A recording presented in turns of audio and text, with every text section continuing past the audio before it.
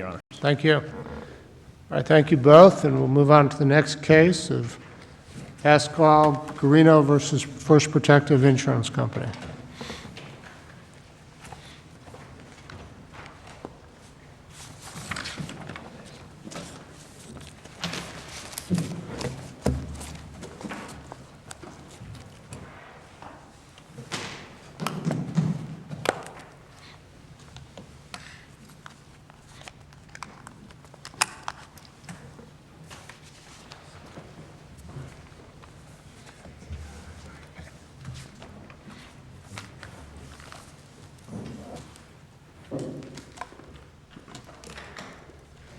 Good morning. May it please the court. Matthew Struber for the appellants. Right, if we could put you behind the microphone. Yes, thank you. Thank you. The trial court's order in this case. How much time would you like for rebuttal? I'd like to reserve 5 minutes if I may. All right, you may proceed. Thank you. The trial court's order in this case would effectively render the declaratory judgment statute meaningless, and it would preclude a party from obtaining a quick judgment as to coverage, and instead enforce a party to move forward seeking damages in a full-blown jury trial on damages. The court's finding in this case was essentially that the plaintiffs could have brought the case as an action for breach of contract. Was it that broad, though? I mean, maybe if the trial court says something along the lines of you can never bring a declaratory judgment case on a disputed issue of fact, but wasn't the trial court just saying that in this case, the plaintiffs have failed to identify any ambiguous language? They were seeking a declaration that the policy was in fact ambiguous, and therefore such summary judgment was appropriate. I think it was very close to being that broad because the trial court specifically said, didn't rule in favor of the defendant in any way, and actually identified issues with the defendant's own insurance policy, and actually gave some very good examples of how their interpretation of their own policy was inconsistent with what they were doing. The court gave an example of, in this case, there was damage to the property located on land, there was damage to the dock located out in sea, and then there was damage to the boathouse located on top of the dock. And the defendant's position in this case was essentially that if they prove that there's some damage to the dock located out on sea, then they win on the entire case, and there's no coverage for the boathouse above the dock damaged by wind, and there's no damage to the home located on land damaged by wind. And the trial court itself explained that makes no sense. What if you have a tree that hits the property? Are you saying the entire claim is excluded? Their response to that was excluded. The trial court's response was that makes no sense to me. I don't believe that, but this case could have brought, I really think it's a breach of contract case. It could have been filed as a breach of contract. You still can do it. I order you to go and file it as a breach of contract case. Let me ask you, was there a dispute on whether the damage was wind-driven or as a result of flooding? There was. So as I indicated. All right. Did both sides have the right in a deck action to ask for a jury? Did either side have a right to ask for a jury trial to determine if it was wind-driven or flooding? Yes, both do, and we did in this case. All right. So if you had a jury trial, and let's say you prevail that at least some of the damage was wind-driven, would you then have a second trial to determine the damages? Yep, so great question. In this case, it could go a number of ways. So first we would get a ruling that there's coverage. At that point, it's been established between the party that this claim is coverage. Then at that point, the insurance company could pay it, the parties could settle it, or it can go to contractual appraisal. A claim can't be sent to contractual appraisal until there's a determination of coverage. So there's a multitude of ways you would never, ever need to have a trial on damages. And the reason why it's so important Right, but does the judge have the discretion to decide, I don't want the potential for two jury trials here when this case could be resolved with, at the most, one jury trial in a breach of contract action? That's my point, is I think that would make the declaratory judgment statute useless, because then the court could say that you could never able to utilize it and would force a party. No, you know, I think the Higgins case, the Florida Supreme Court, right. You know, is Higgins, was that the case? Higgins versus State Farm, right. Correct. So that was a third-party action, but not the first. But sometimes you want the coverage issue decided first. Sometimes you want the liability issue decided first. And the Supreme Court said, you know, there's a infinite number of possible scenarios, and we leave it to the judge's discretion to decide what order they're going to go in. So in this case, it's a little different, but the order could be decide both at the same time or decide one and then decide the other. Why wouldn't the trial judge have discretion on that? Because in the Higgins case, in any case where that's ever been found, they've both been pled at the same time. So there was a pending action for damages as well as a pending action for declaratory relief. In this case, the party that brought the action, the plaintiff, was only seeking declaratory relief. That was the only thing sought before the court, and it was never established that it would even be necessary to have an action or trial on damages. And just as kind of a matter of... But it's certainly a potential. It's a possibility, absolutely. But the big distinction is, I've been able to try cases on declaratory relief in this context. You get those a trial within 8 months. If you're requiring a party to have a full-blown trial on damages, it's nearly impossible to get that accomplished within 2 years. And that's why the declaratory judgment statute, I believe... The ones you're talking about, 8 months of those jury trials? Jury trials, yes. And when you look at the declaratory judgment statute that's cited in our motion, it specifically provides that issues of fact can be submitted to a jury in a declaratory judgment statute. So the example in this case would be the jury would have been asked, was the damage to the dock caused by wind or water? Was the damage to the boathouse caused by wind or water? Was the damage to the home caused by wind or water? After the judge makes the legal rulings that we said had to be made as to the burdens and things like that, and then he applies those for finding of coverage and enters a judgment after that. Same way was done in the S&M transportation So you gave case. 2 choices. Would there be 3 choices? Was the damage to the house wind-driven, flooding, or both? Right, so there could be 3 choices for sure, and that's where the judge makes the legal determinations and submits it to the jury based on the parties' competing positions over the interpretation of their insurance policy. And if the jury found it was both, would they be called upon possibly to determine how much of each? No, because it would just be whether it's covered or not. It's just straight up a ruling as to coverage. I think it's very important when you look at this. This court just issued a ruling last week with First Protective as to appraisal and explained that once there's a finding of coverage, you can go to appraisal. And that's exactly what the ultimate goal in this case would be. And So, you mentioned that, in a lot of the cases, the breach of contract and declaratory judgment or request for a declaratory judgment are pled together. Right. And isn't that kind of the issue with this case? Because only declaratory judgment was pled. You're confined by what is required to plead an appropriate declaratory judgment action. And the complaint only says that, seeks a declaration that the policy is ambiguous. There's never explicit language identified as ambiguous. And then when we get to summary judgment stage, Frontline moves for summary judgment on the grounds that there's no ambiguity. And the response doesn't really go into what an ambiguity is, and the court says, I'm not going to declare that this policy is ambiguous. So where in the pleading stage was the court put on notice of what the argument was? so the requirement in order to have declaratory relief is an uncertainty or inconsistency between the parties. And it's to be Where in the pleading stage is that identified? What It's- uncertainty? I know there's just a general Right. statement that the parties are uncertain as to their rights, For but sure. where is the actual uncertainty identified? So in terms of the complaint, we just, it's notice pleading. We just allege the general, based on them denying the claim, a general dispute. They didn't take issue with that. They answered the complaint. They didn't move to dismiss it. They instead filed an answer saying that we think the entire claim is excluded, and therein rise the inconsistency between the parties. So their position, as I had indicated, was if they show just one little area of the home was damaged by water, then the entire claim is excluded. So you think that parties should be able to come in and say, I think our claim's coverage, and it's up to you, court, to argue why it's covered? I think it's up to the parties to argue why it's covered, as we did. As we explained to the judge at the hearing, Judge, we have affidavits from an engineer or from a meteorologist showing that the only damage, if any, caused by flood was to the dock that's out in sea.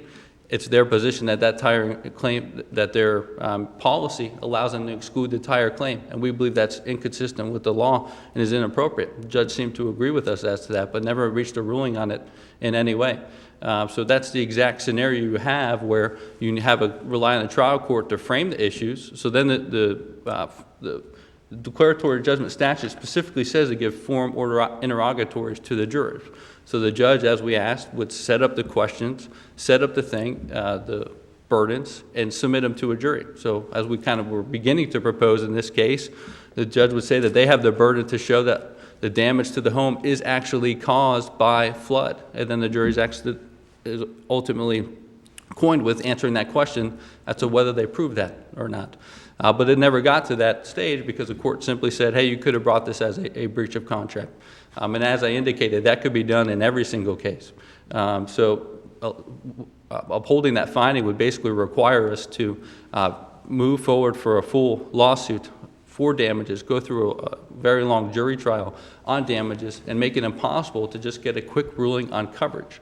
And by getting a quick ruling on coverage, there's a multitude of benefits, as I said. Once it's determined if it's covered, they could simply pay it, or we could send it to contractual appraisal. But most of the DEC actions are third-party actions, and that involves whether a party's even going to be involved in the case. That is the insurance company. So the insurance company is representing someone who's been sued, or they have a policy for someone who's been sued, and they say, you know, we don't cover it. Regardless, you know, based on what the plaintiff has alleged, there's no coverage. And if you have a DEC action there, then the insurance company knows they don't have to get involved at all if they're successful. If they're unsuccessful, then everyone knows there's coverage. Here, I'm trying to see what the benefit is of you proceeding with the DEC action rather than a breach of contract action. You know, you said the one thing you can get the case to trial quicker. Of course, that's only but if you prevail on the first, then you got to go to the second trial. Maybe that takes longer. But what other benefit is there besides your position that you get to trial quicker? The other benefit would be it allows us to take advantage of the contractual appraisal provision in the insurance policy with both parties bargained for and agreed to. So based on their position, we would never be able to utilize the appraisal provision because we have to go ask the jury for damages instead. And our position is that we're required to get a ruling on coverage. Once it's found that it's covered, then the court sends it to appraisal. And that informal process where the damages are determined is very easy. It's much less expensive. So our position is, in order to go to appraisal, we got to get a finding on coverage. That's all we want. And then we want to utilize the appraisal provision in the insurance policy for it to be resolved. How do you distinguish the Fourth DCA's opinion in Legion versus Moore? That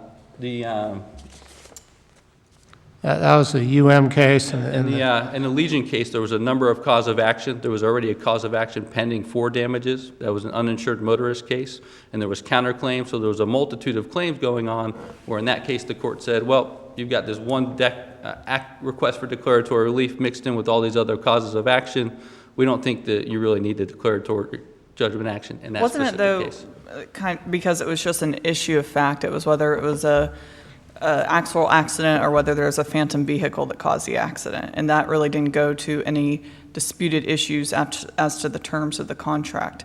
And this is similar. The court said it's either rain or wind. It's either, you know, phantom vehicle or accident, but there's no question as to how the contract should be interpreted. I think that the Lexington decision's in line with our case, because they're just saying, all right, you have this issue relying on the accident, who caused it or whatever, and then the actual policy terms, two separate things.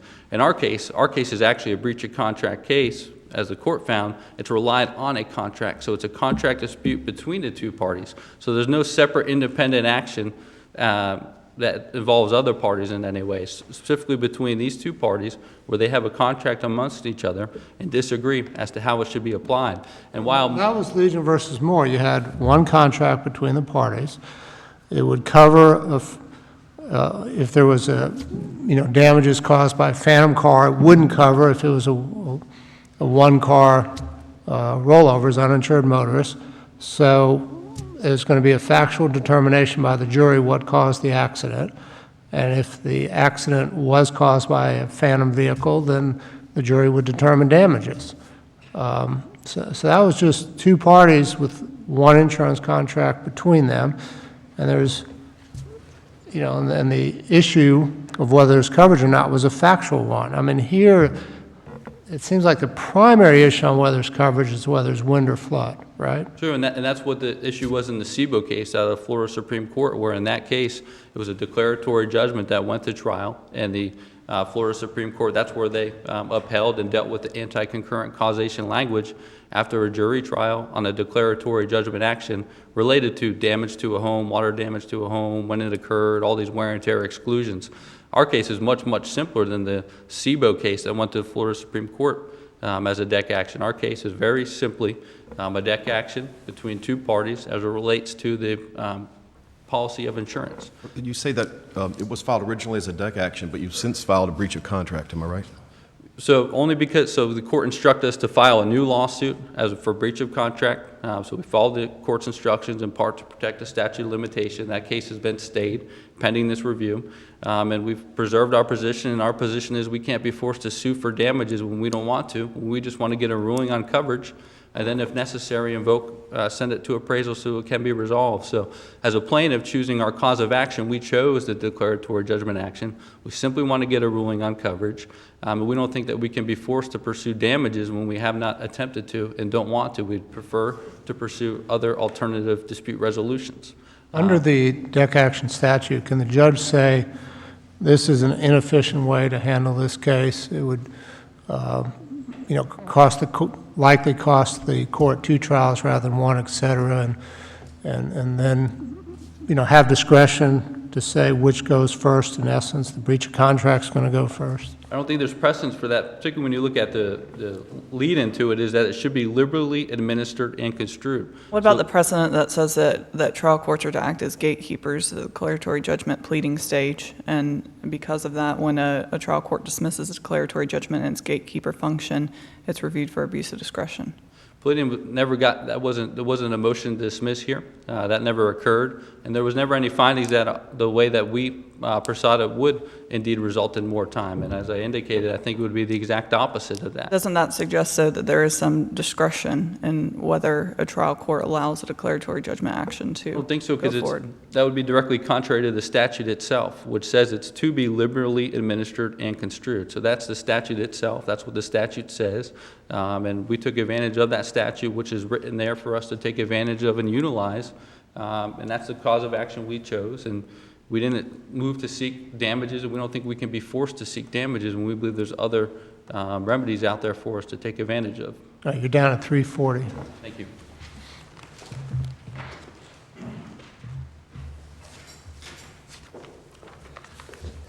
Good morning. May it please the Court. Jay Levy on behalf of First Protective. I'd like to start with a point, Judge Sasser, that you made, and that is the basis of jurisdiction for declaratory relief in this case was an alleged nonspecific ambiguity in the exclusions. Counsel said this is notice pleading. I beg to differ. This is ultimate fact pleading, and you need to set forth some basis to show there was ambiguity. In our answer, we denied that there was any ambiguity. In our motion for summary judgment, we said, quote, respondent files this motion to seek summary judgment as a matter of law because there is no fact in dispute that the water damage exclusion and the anti-concurrent clause are unambiguous. Well, at the hearing, there's also some argument that the plaintiff's complaint suggested there's an ambiguity in the 2 provisions, one in particular within the policy that was issued for the homeowners. So it seems like counsel for the insurance company was indicating that there was an ambiguity. The way I read the transcript is originally there's a discussion about the facts, and then the second time around counsel says, they haven't even pointed out what the ambiguity is, because there is no ambiguity. And I would point out that there were at least 2 cases construing the identical clause, the Manning case and the Martinez case, both of which are cited in my brief, that find these clauses are non-ambiguous, period. So there was no ambiguity in this case. Or didn't your counsel below insert the ambiguity saying even rain would be excluded, rain damage? Our position was that there was an anti-concurrent clause. Right, but would rain damage exclude? We think that the law is clear on water damage within the meaning of the policy would be excluded if it was wind-driven rain, yes. Okay, but the point of it is here, if I may, Your Honor. Are you saying wind-driven rain would be excluded? If I may for 1 second. Because if it is, what did the policy cover? Counsel pointed out that there were things that were covered under the policy. I don't remember the exact argument there. But the point of it is, if I may, in the SIBO case, which counsel... No, I want you to focus on my question on the wind-driven rain. The exclusion says water damage, flood, surface, water waves, tidal waves, overflow of a body of water, or spray from any of these, whether or not driven by wind. So no, I don't think it talks about wind-driven rain. Okay, here. but that's an argument that your counsel seemed to make below. But still, the policy has been construed by multiple courts not to be ambiguous on these terms. There was no ambiguity. As the judge correctly noted below, Judge Roberts said, this is not about coverage. This is about causation. We say it's excluded under these clauses. They say it's covered. This is, as Your Honor noted, a first-party claim. Your Honor brought up the Higgins case, in which it was a third-party claim.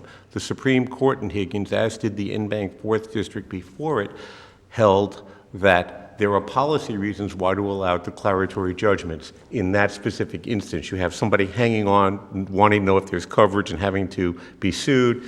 Those criteria, those considerations are not present in this first-party case. Judge Farmer, in the Legion Insurance case that Your Honor cited, pointed out that where it's a purely factual dispute, in that case, Your Honor noted that it was, is it a phantom vehicle or is it a one-vehicle accident? One vehicle accident excluded, phantom vehicle covered. That's a factual dispute we do not handle. If we're arguing about construction of an ambiguous policy in a first-party case, that is a deck action. Let me ask you this. In this case, you moved for summary judgment. Yes. In the Legion versus Moore case, the deck action was struck. Yes. Is it, under the procedural posture as the case stands now, are you going to contend that they're barred from proceeding with a breach of contract case because the trial judge granted summary judgment, or is it totally fine for them to proceed with a breach of contract case? My understanding is, and I'm not trial counsel, but my understanding is that the motion for summary judgment pending raises res judicata. I think that answers your question. I believe that they are saying that this final judgment is a bar because they didn't see. And I pointed out in my brief, they could have asked for leave to amend. They could have done a lot of things. They could have asked this court for leave to amend. They've done neither. Okay? The Legion versus Moore was a motion to strike. If that's the proper remedy, that would mean they could proceed with a breach of contract action without any res judicata effect, right? Sorry, I didn't hear. If the trial judge struck the complaint, like they did in Legion versus Moore, then there'd be no bar for them proceeding with a breach of contract action. The trial court could have granted leave to amend, hypothetically, if they would have asked for it, but they didn't. The trial court said without prejudice, so correct. I'm sorry? The trial court said it was granting summary judgment without prejudice, correct. That is correct. So I have a question in the context of the declaratory judgment action. Higgins establishes that factual issues can be determined in the context of declaratory judgment action if it affects the insurer's obligations. So what is your response to the argument that we are seeking a factual determination of the insurer's obligation to provide coverage under these factual circumstances? Why is that not fit within the declaratory judgment? There was no dispute that there was a loss. There was no dispute that the policy covered it. The only issue here was whether it was excluded or not. That issue depended on causation and whether the water caused it or whether the water didn't cause it. That's the same situation that the court faced in the Mendoza case, Citizens versus Mendoza. In that case, there was an attempt to exclude the coverage, and that's the one I filed the notice of intent to rely on. In that case, it was a question of whether there was whether the exclusion for constant or repeated seepage or leakage applied. Court held that too is a factual dispute not subject to declaratory judgment review and struck the declaratory judgment claim. That's this case. I would respectfully suggest that Legion is this case. This is solely a factual issue. No one's asking anybody to construe. They did not argue. They'd never argued before at the summary judgment hearing that this policy was ambiguous. They did not respond to the motion for summary judgment and contend the policy was ambiguous. We say it's caused by, it's not caused solely by the water. They say it is. Well, should we rely on Legion, though? What is the justification for the finding in Legion, other than they shouldn't be able to avoid a jury trial? The insurance company should not be able to avoid a jury trial, which is not completely accurate. As I understand Judge Farmer's opinion, that was Disputes that are solely factual in nature, that do not deal with ambiguities, construction, any of that, are not to be decided by way of declaratory judgment, and they are to be decided by the common law claim, which is the breach of contract. That was, in essence, Judge Roberts' holding here. And I would further suggest to Your Honors a point that's also important. Counsel raised the issue of appraisal and said, I want to do this because I want to go to appraisal. But appraisal, as Your Honor just held last week in a case that came out on Friday for Frontline, held that where there's total denial, where there's a partial payment of coverage, then it's an issue for the appraisal. But when there's not a when there's no payment, that's an issue for the court to determine the whole shooting match. Well, there has been no payment by Frontline in this case. It was denied entirely, and therefore that coverage case for the court will be decided by the court. There is no appraisal issue here. I have a question Yes, I Your want Honor. to address with regards to the concept of causation. And maybe taking a step back, and I apologize, but there's a couple things memorialized in some of the information I have here. This thing called a concurrent cause doctrine versus an efficient proximate cause doctrine. It seems to me if Going there. wind, rain, coverage, rain, wind, no coverage. Is it clear in the Frontline policy which concept is being applied? The utilization of which, whether it's the efficient proximate cause or the concurrent causation, is dependent in Florida on whether there is an anti-concurrence clause, which we have in this case. That is made clear by the district courts in Jones and in Salke, cited in their brief. As I understand it from the Jones discussion, both of which, quote, rely on SIBO, the Supreme Court decision, efficient proximate cause applies if there's an anti-concurrent clause, and the exclusions that you're relying on are all covered by the anti-concurrent clause. That's this case. So in this case, they would have to show that the cover loss set in motion the entire shooting match, including the non-covered loss. And so it would be our position in this case, based upon the policy, that the concurrent causation of SIBO does not apply.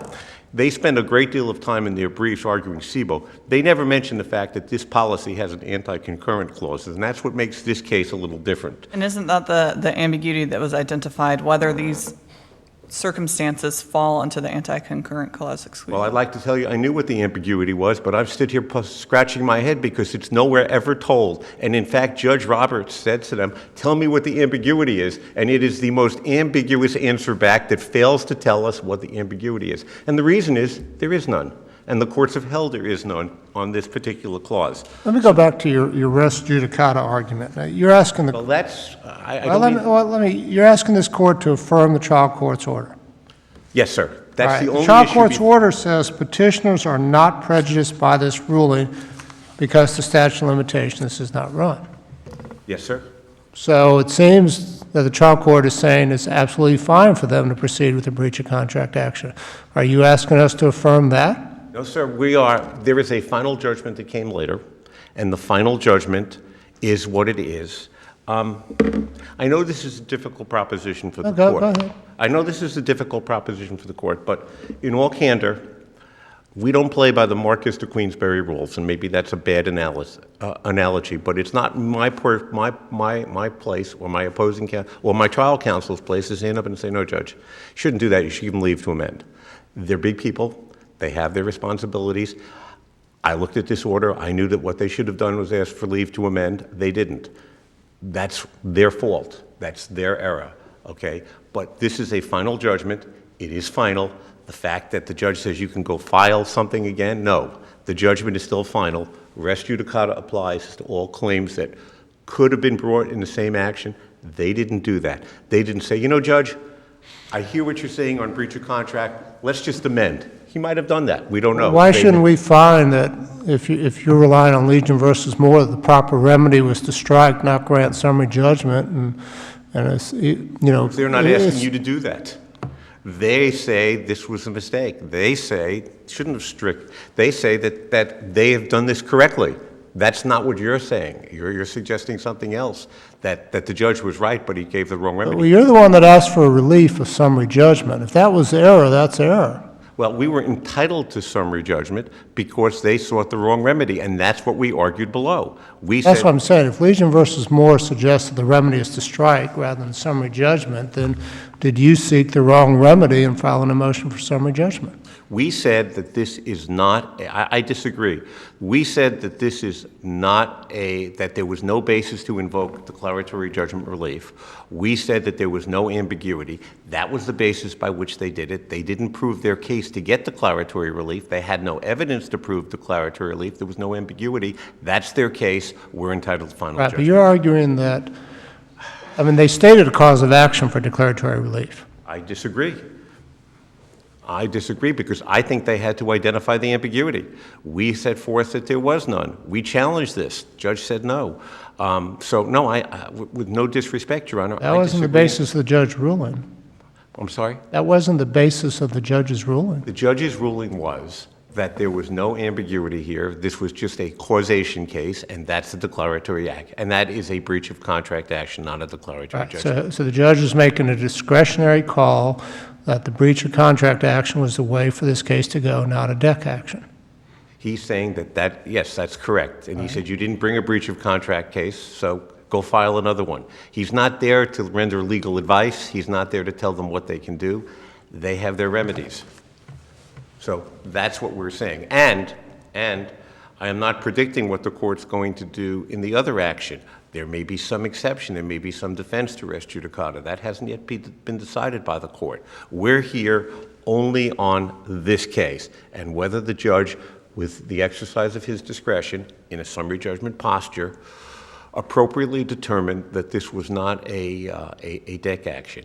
Every case that's cited establishes this was not a deck action. You cannot, in a first-party action, when you're alleging a purely factual dispute, bring a deck action to resolve that, okay? And What authority do you have for that proposition? I'm sorry?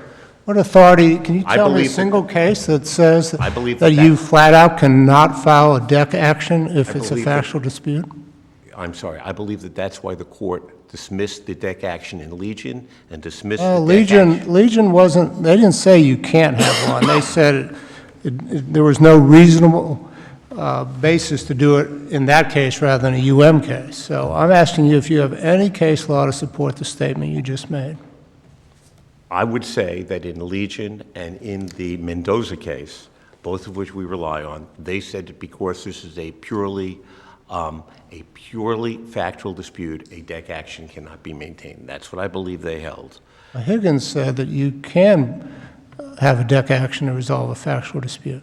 Except that in Judge Farmer went to great lengths in Legion, and he was on that en banc panel in the 4th District Right. before it went up, and he went to great lengths to explain that third-party actions are vastly different from first-party actions, as Your Honor has noted, and that there are policy reasons to allow deck actions and third-party actions to go forward where the parties are in dispute as to the underlying coverage issue.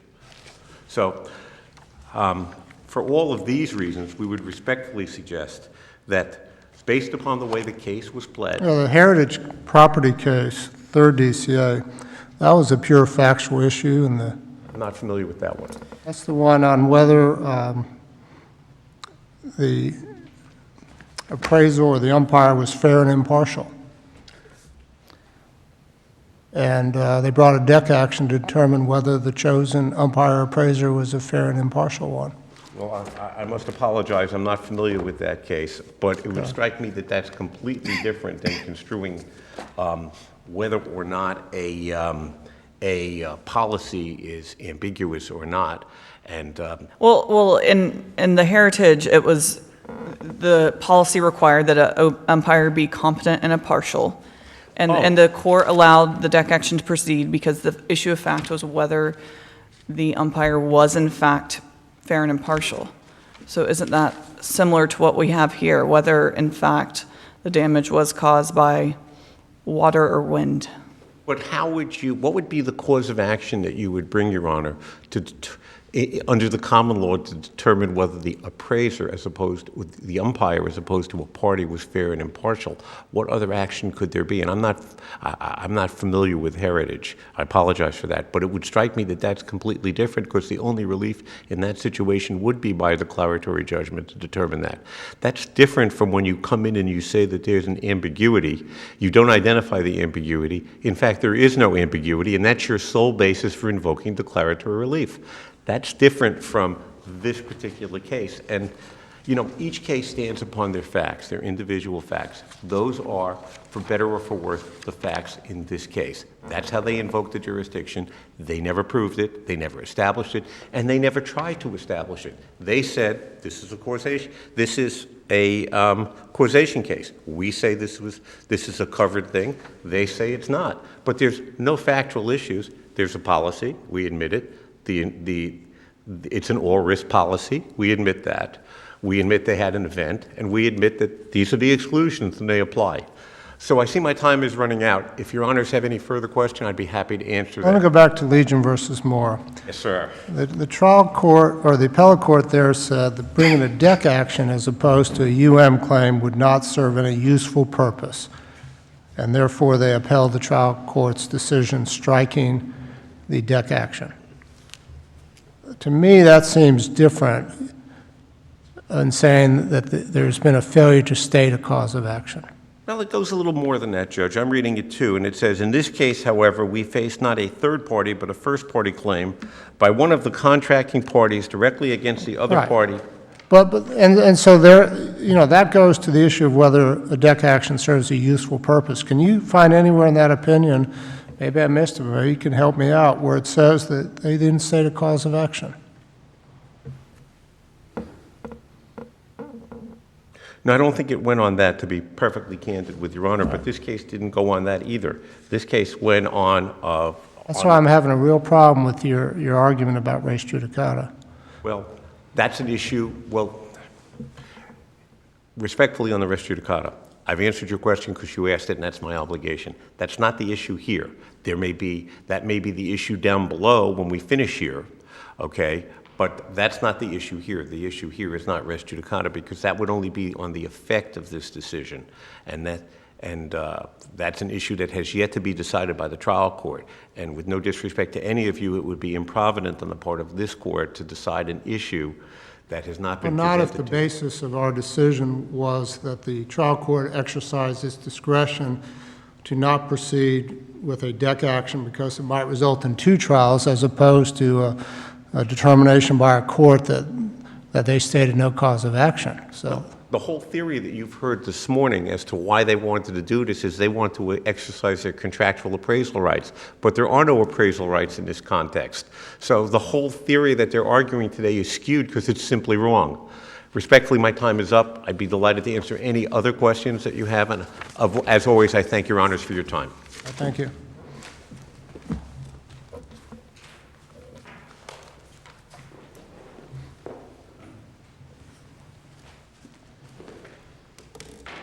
The reference that they continually made is that there needs to be an ambiguity. You look, there's nothing in the statute itself that requires that. There's nothing in the case law that requires that. What is required is that there must be a need for construction of the insurance policy. On page 2 of our initial brief, you can see the exclusion that's at issue, that they claim applies. The exclusion that they claim applies is for tidal waves. According to them, because there's a dock out at sea that had some damage by a tidal wave, that excludes coverage for a roof 100 feet away, which they admit sustained wind damage. And there's no evidence at all that that was damaged in any way by a tidal wave. Their attempted construction of their policy, what the trial court did take issue with, was that they could rely on that exclusion, this anti-concurrent language, and apply it to the entire claim. And our need for construction in this case, as we outlined, was that they're incorrect. Just because they prove a dock out at sea has damage by a tidal wave doesn't mean that the entire claim is covered. We put on substantial evidence showing that. So the need for construction by the court would be for the court to say, as it began to do, but then stop, was that that is incorrect. You apply the anti-concurrent language, you've got to apply the burdens, and when you apply those, if we indeed prove that there's damage caused by wind, then that damage is covered by the insurance policy. Only the court can make all those determinations. The jury cannot. then the court puts them in the way, as a declaratory judgment statute says, so that any remaining factual issues are submitted to the jury, the court gets them from the jury, and then applies it to its coverage decision. That's how this case was set up. That's how the declaratory option gives us the option to do. And in this case, when we set it up that way, and it was the only thing that was at issue, we believe that we properly utilized the declaratory judgment action. And it's not like the other cases where there's multiple causes of actions, and the court is sitting there and using its discretion, looking at counterclaims from another party and saying, yeah, I don't really think we need the declaratory judgment action. We can just get it done. It's not an example where there's two competing cases going on at the same time, like in the third-party context, where you have a lawsuit for coverage, a separate lawsuit for liability, and the court says, you know what, let's go ahead and do the deck action first, or we don't need the deck action. This is a case where they're all intertwined, and they were intertwined in this case. So because of that, there clearly was a need for construction of the insurance policy. That's the only requirement under the declaratory judgment statute. It's meant to be liberally construed. And you can see from the court, which had issue with their interpretation, just never reached those issues because it said, you know what, I think it would have been better for you to file this as a breach of contract. And we think that in this context, it wasn't proper discretion when we had it set up such that they never moved earlier to dismiss or have any other causes of action asserted, and we had properly stated the count for declaratory relief. So for those reasons, we think the ruling needs to be reversed. All right, thank you both. And court will be in recess.